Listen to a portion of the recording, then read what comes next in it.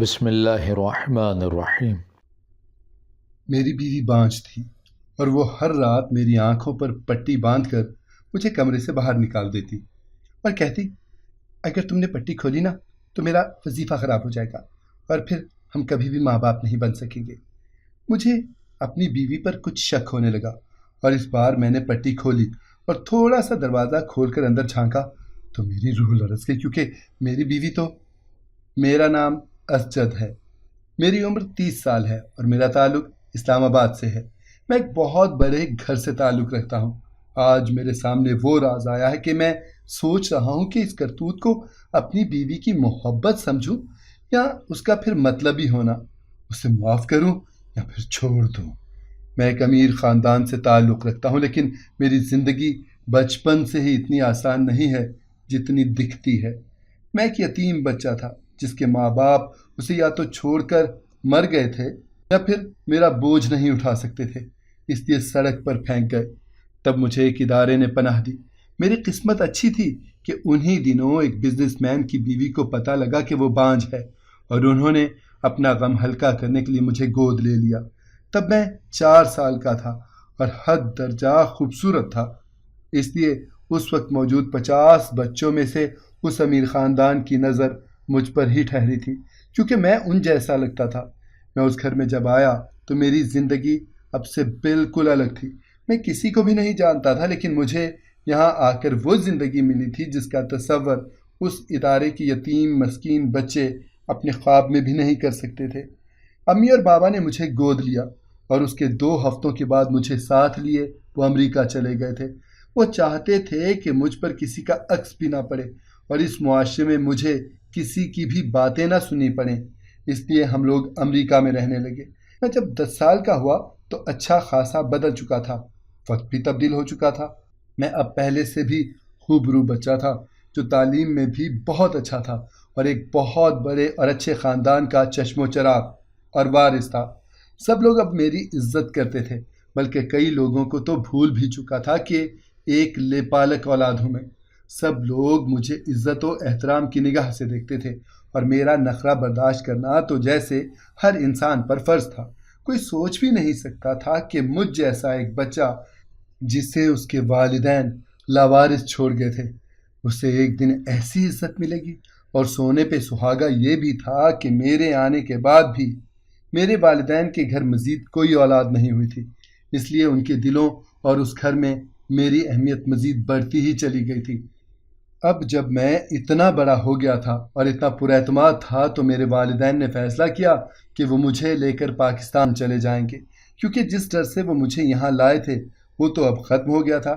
انہیں تب ڈر تھا کہ کہیں لوگ باتیں کر کے میری شخصیت مسخ نہ کر دیں اور میں خود کو ایک لے پالک اولاد نہ سمجھ بیٹھوں۔ اب بابا نے پاکستان جانے کا فیصلہ کیا تھا تو امی نے مجھے کہا، بیٹا میرے بچے، ہم لوگ اب اپنے ملک واپس جا رہے ہیں، آپ کو یقیناً وہ اچھا لگے گا۔ ہاں یہ ہو سکتا ہے کہ یہاں کے دوست وغیرہ آپ کو یاد آئیں، لیکن میری جان تم دل برا مت کرنا اور دیکھنا وہاں تمہیں اپنے لوگ ملیں گے۔ میں امی کی باتوں پر خوش ہو گیا تھا اور کہا، ضرور امی، جیسا آپ کا اور بابا کا فیصلہ ہوگا میں ویسے ہی کروں گا۔ امی نے یہ سن کر میرا ماتھا چوما تھا۔ میں ایک فرما بردار بچہ تھا، ایک تو یہ میری فطرت تھی، دوسرا میری امی کی تربیت۔ انہوں نے میری اتنی اچھی تربیت کی تھی کہ ہر کوئی مجھے رشک کی نگاہ سے دیکھتا تھا۔ اس وقت مجھے نہیں معلوم تھا کہ میں اپنے امی ابا کی اصلی اور سگی اولاد نہیں ہوں۔ یہ راز تو مجھ پر پاکستان آنے کے بعد کھلا تھا۔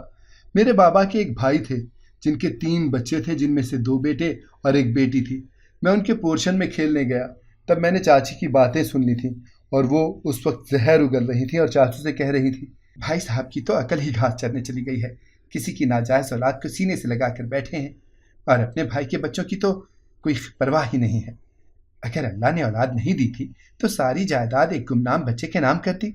آپ کو تب بھی کہا تھا کہ بھائی صاحب سے کہیں کہ ہمارا ہی کوئی بچہ لے لیں، لیکن نہیں بھائی، آپ نے تو کوئی مشورہ ہمارا ان کو دیا ہی نہیں تھا، منہ میں گھنگھنیاں ڈالے بیٹھے رہ گئے۔ چاچی کی باتیں سن کر چاچو نے کہا تھا، ارے بیگم، یہ جائیداد بھائی صاحب کی اپنی ہے، انہوں نے اپنی محنت سے ہر چیز بنائی ہے اور اتنا بڑا بزنس بنایا ہے۔ میں تو اپنا حصہ پہلے ہی لے چکا تھا۔ جب ہماری شادی ہوئی تھی تب تم نے ہی تو کہا تھا کہ منور الگ ہو جاؤ اور اپنا بزنس کرو۔ اب جب بھائی صاحب نے اکیلے ہی اپنا کاروبار بڑھا لیا ہے اتنا، تو تب بھی تمہیں جلن ہو رہی ہے؟ کس قدر ناشکری عورت ہو تم۔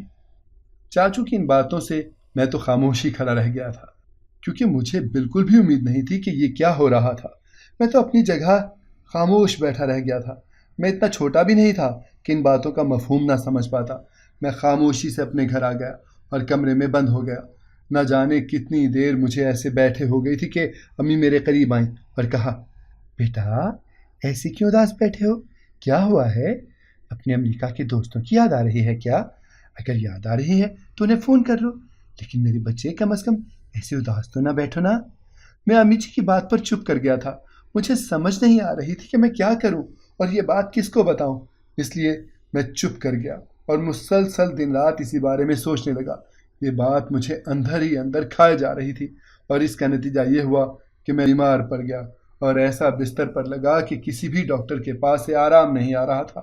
بابا اور امی بہت پریشان تھے اور دن رات اسی کوشش میں تھے کہ کسی بھی طرح میں ٹھیک ہو جاؤں۔ پھر کسی جاننے والے نے انہیں ایک روحانی عالم کے بارے میں بتایا جو ہر قسم کے مسائل کا حل کر سکتے تھے۔ بابا نے سوچا کہ ہم ہر طرح کے ڈاکٹر کے پاس بھی تو لے کر گئے ہیں، کیا فائدہ ہوا؟ ایک بار کسی عامل کے پاس بھی چلے جانا چاہیے۔ وہ بزرگ بہت نیک سے تھے اور میرا ہاتھ پکڑتے ہی مسئلہ سمجھ گئے اور میرے بابا کو دیکھا اور کہا، آپ کے گھر میں کوئی جھگڑا ہو رہا ہے کیا؟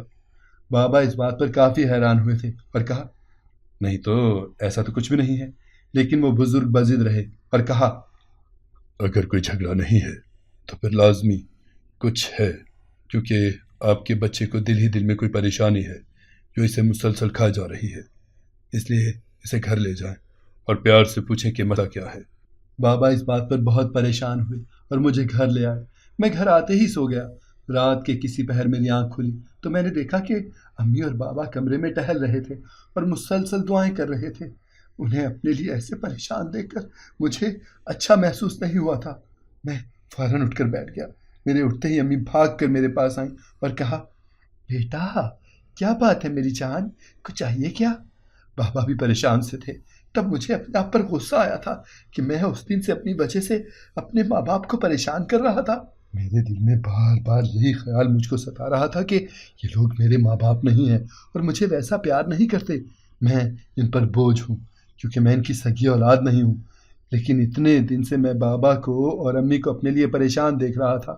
بابا دفتر تک نہیں جا رہے تھے، ہر وقت میرے پاس بیٹھے بس میرا خیال رکھ رہے تھے۔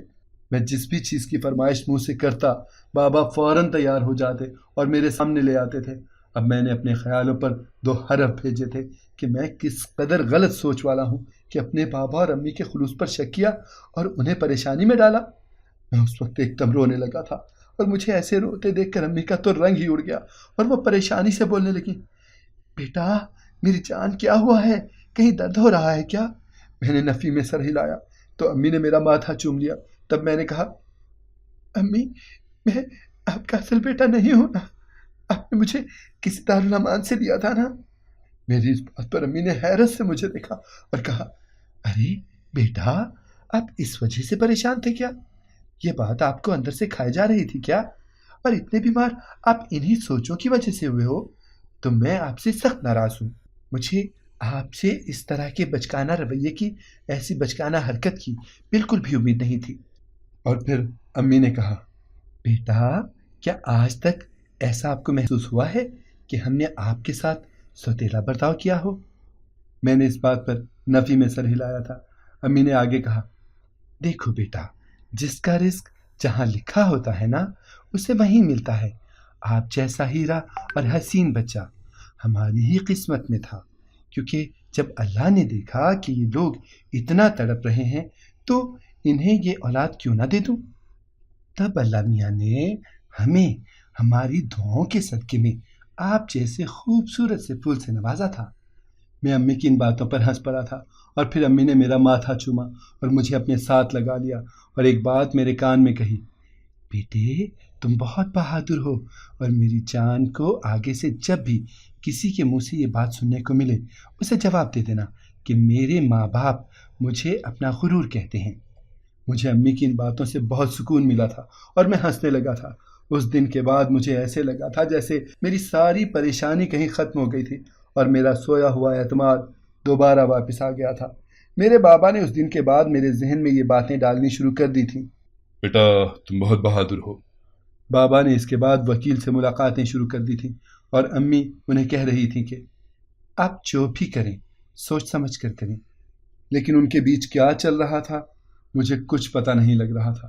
اور پھر ایک دن بلی تھیلے سے باہر نکل آئی تھی اور پتہ لگا کہ بابا نے ابھی سے ہی ساری جائیداد میرے نام لگا دی تھی، اور اس میں شرط یہ تھی کہ یہ جائیداد بس بابا کے نام تب تک ہے جب تک میں بالغ نہیں ہو جاتا، اور اگر اس دوران مجھے کچھ ہو جاتا ہے تو وہ ساری جائیداد ایک دارالامان کے نام ہو جاتی۔ چچی کا اس بات کے بعد تو چہرے کا رنگ بالکل ہی اڑ گیا تھا، اور یہ ان کے چہرے پر سے ظاہر تھا کہ انہیں کس قدر مسئلہ ہوا تھا۔ ان کا تو بس ہی نہیں چل رہا تھا کہ وہ مجھے وہیں قتل کر دیتی۔ مجھے ان کی آگ برساتی آنکھوں سے ڈر لگ رہا تھا اور میں فوراً جا کے امی کے سینے سے جا لگا۔ اس دن کے بعد چاچی کا رویہ میرے ساتھ مزید برا ہو گیا تھا۔ ایسے حقارت سے وہ مجھے دیکھتی تھیں کہ میں اپنی ہی نظروں میں گر جاتا، لیکن اس سارے عرصے کے دوران میرا واحد سہارا میرے امی اور میرے بابا بنے رہے تھے۔ وہ دونوں مجھے جی بھر کر حوصلہ دے رہے تھے، لیکن کبھی بھی وہ مجھے اس بات کی اجازت نہ دیتے کہ میں اپنی چچی کے ساتھ بدتمیزی کروں یا انہیں کوئی سخت جواب دوں۔ اسی طرح وقت گزرتا جا رہا تھا اور میں بڑا ہو گیا۔ اب میرے دل کا رہا سہا ڈر بھی نکل چکا تھا اور میں ایک اچھا خاصا گبرو نوجوان بن گیا تھا۔ کئی لڑکیاں مجھ سے شادی کرنا چاہتی تھیں اور غائبانہ مجھ سے محبت بھی کرتی تھیں۔ میرے لیے ڈھیروں رشتے آتے تھے، ان میں کئی تو جنرل اور بڑے بڑے گھرانوں کی بیٹیاں ہوتیں۔ امی مجھے کہتی بھی تھیں کہ ان میں سے کوئی بھی پسند ہے تو بتاؤ، لیکن میں انہیں کیا بتاتا؟ مجھے جو پسند تھی اس سے میری شادی ہونا مجھے تقریباً ناممکن سا لگتا تھا، کیونکہ مجھے جو لڑکی پسند تھی وہ میرے چاچو کی اکلوتی بیٹی تارا تھی۔ میں اسے بچپن سے ہی پسند کرتا تھا اور وہ بھی مجھے چاہتی تھی۔ ہم دونوں جتنا بھی ایک دوسرے کو چاہتے تھے، لیکن یہ بات کرنے کی ہمت ہم نہیں کر سکتے تھے۔ اس کی وجہ میرا لیپالک ہونا تھا۔ چچی کے دل میں میرے لیے کتنی نفرت تھی اس کا اندازہ تو ہم دونوں کو ہی تھا۔ وہ کبھی بھی میرے لیے ہاں نہ کرتی اور اپنی اکلوتی بیٹی کا ہاتھ میرے ہاتھ میں نہ دیتی، اس لیے ہم دونوں بالکل ہی نا امید سے ہو گئے تھے۔ سب دوست ہم پر ہنستے تھے کہ تم دونوں تو کزن ہو، کزن سے تو آسانی سے شادی ہو جاتی ہے۔ تم لوگوں کا اپنا ہی مسئلہ ہے کہ کزن سے شادی کروانے کے لیے مر رہے ہو، لیکن ہم انہیں کیسے بتا سکتے تھے کہ اگر سگے کزن ہوتے تو مسئلہ نہیں تھا۔ میں ایک ناجائز اولاد تھا اور چاچی اپنی اکلوتی اور اتنی حسین بیٹی کا ہاتھ ایک ایسے لڑکے کے ہاتھ میں کیسے دے سکتی تھی جس کے ماں باپ کا کوئی نام پتہ تک معلوم نہیں تھا، جو اپنے ماں باپ پر بوجھ تھا۔ میرے ذہن سے آج تک چاچی کی اس وقت کی باتیں بھی نہیں گئی تھیں۔ میں کیسے ان کے گھر کی ان کی ہی بیٹی کا رشتہ لینے چلا جاتا؟ میں تو دل میں خود ہی یہ فرض کر بیٹھا تھا کہ میری شادی کبھی بھی میری محبت سے نہیں ہو سکتی، اور میں نے تارا سے بھی کہہ دیا تھا، دیکھو تارا، میں تمہیں کبھی بھی یہ امید نہیں دلاؤں گا کہ ہم لوگ ایک ہو سکتے ہیں، کیونکہ میں اپنے ماں باپ کی بے عزتی نہیں چاہتا۔ چاچی مجھے ایک آنکھ پسند نہیں کرتی، اور جب امی ابو ان کے گھر رشتہ لے کر جائیں گے تو وہ انہیں ذلیل کریں گی۔ یہ بات میں اچھی طرح سے سمجھ سکتا ہوں، اس لیے ہم لوگ ایک نہیں ہو سکتے۔ تارا سے یہ بات کہہ کر میں خود بہت رویا تھا اور اپنے دل کا غبار نکالا تھا۔ اسی طرح اس رات میں روتے روتے سو گیا اور صبح اٹھا تو بیمار پڑا ہوا تھا۔ میرے ابو اور امی کو بچپن کا واقعہ یاد آیا۔ جب میں اس بات پر اتنا بیمار ہوا تھا، وہ میرے پاس آئے اور کہا، ہمیں معلوم ہے ہمارے بچے، آپ کو کوئی پریشانی ہے جو تمہیں اندر ہی اندر کھائے جا رہی ہے، اس سے بیٹا اب تم خود ہی بتا دو، اپنے بوڑھے ماں باپ پر رحم کرو اور ہمیں اتنا زیادہ پریشان نہ کرو۔ تب تو تم بچے تھے نا، ہم نے تمہاری تکلیف دیکھ لی تھی، اب ہم بوڑھے ہیں، تم جوان ہو، ماں باپ اپنے جوان بیٹے کو ایسے کیسے دیکھ سکتے ہیں میرے بچے، اسے ہمیں سچ سچ سب کچھ بتا دو۔ میں نے انہیں تب بھی کچھ نہ بتایا اور سارا درد سینے میں چھپا کر رکھا اور کسی کو بھی ایک بات کی بھی بھنک نہ لگنے دی۔ میں دل ہی دل میں اپنی محبت سے دستبردار ہو گیا تھا اور سچ میں اسے چھوڑ دیتا اگر ایک دن وہ واقعہ نہ ہوتا۔ تارا نے مجھے کال ملائی تھی اور کہا تھا میں تمہیں دیکھنا چاہتی ہوں۔ اس نے مجھے کہا تم میری جدائی میں اس حالت میں آ گئے ہو، اگر ہم دونوں ایک نہ ہوئے تو پھر کیا ہوگا؟ میں نے اسے کوئی جواب نہیں دیا تھا تو تارا بولی دیکھو ایک کوشش کرنے میں کیا حرج ہے، لیکن میں اسے دوبارہ سختی سے منع کر دیا۔ ابھی میں فون رکھنے ہی والا تھا کہ میں نے اپنے پیچھے دیکھا تو امی اور ابو کھڑے تھے اور وہ ہم دونوں کی باتیں سن رہے تھے۔ انہوں نے کہا بیٹا اگر یہ بات تھی تو تمہیں پہلے ہی ہمیں بتا دینا چاہیے تھا۔ تمہارے چاچو نے ہم سے پہلے ہی کہا تھا کہ وہ تمہارا اور تارا کا رشتہ کرنے کے خواہش مند ہیں، لیکن ہم ہی رکے ہوئے تھے کہ اگر تم کسی لڑکی کو پسند کرتے ہو تو بتا دو، اور میرا ذاتی خیال بھی تھا کہ اگر تم کسی کو پسند کرتے تو بتا دیتے، کیونکہ میں نے تمہیں بیٹا نہیں دوست سمجھ کر پالا تھا۔ لیکن بیٹا مجھے معاف کرنا کہ میں غلط تھا، تم نے کبھی مجھے اپنا سمجھا ہی نہیں، ورنہ اتنی بڑی بات مجھ سے کیوں چھپاتے؟ میں ابا کے قدموں میں بیٹھ گیا اور ان کے پیروں پر سر رکھ دیا اور کہا بس ابا میں یہ نہیں چاہتا تھا کہ کہیں آپ کی بے عزتی ہو۔ چچی مجھے پسند نہیں کرتی ہیں، اگر وہ آپ کے جانے پر بھی انکار کر دیتی تو مجھے بالکل بھی اچھا نہ لگتا، اس لیے میں آپ کو کچھ نہیں بتا پایا تھا۔ امی نے مجھے اٹھا کر پیار کیا اور کہا ارے میرے بچے ہم بھی تارا کو اپنی بہو بنانا چاہتے ہیں۔ اور پھر امی اور ابو وہاں میرا رشتہ لے کر چلے گئے اور حیرت انگیز طور پر چاچی نے بھی خوش دلی سے ہاں کر دی اور پھر تارا اپنے گھر میں روشنی کرنے آ گئی۔ ابھی شادی کو 2 ہی ماہ ہوئے تھے کہ تارا کو ماں بننے کی جلدی پڑ گئی۔ میں نے اسے سمجھایا بھی ارے تارا کیا کرتی ہو، یہ کام تو اللہ کے ہیں، ان میں کیسی جلدی؟ لیکن وہ پاگل تو بس جلدی سے کسی بھی طرح ماں بننا چاہتی تھی۔ میں نے اسے کچھ بھی نہ کہا اور اسے اس کے حال پر چھوڑ دیا۔ اسی طرح ایک دن وہ اپنے میکے گئی اور 2 دن تک واپس نہ آئی۔ میں نے بھی سوچا کہ چلو اچھا ہے، اس طرح اس کا کم از کم دل کہیں تو لگا، وہ بچے کی رٹ سے باہر تو آئی۔ لیکن یہ تو میری غلط فہمی تھی، جس دن سے وہ واپس آئی تھی وہ کھوئی کھوئی سی تھی اور اس کا بس نہیں چل رہا تھا کہ وہ کیا کر دے۔ میں نے، امی نے، ابو نے، سب نے بہت کوشش کی، لیکن تارا کی چپ بالکل نہ ٹوٹی۔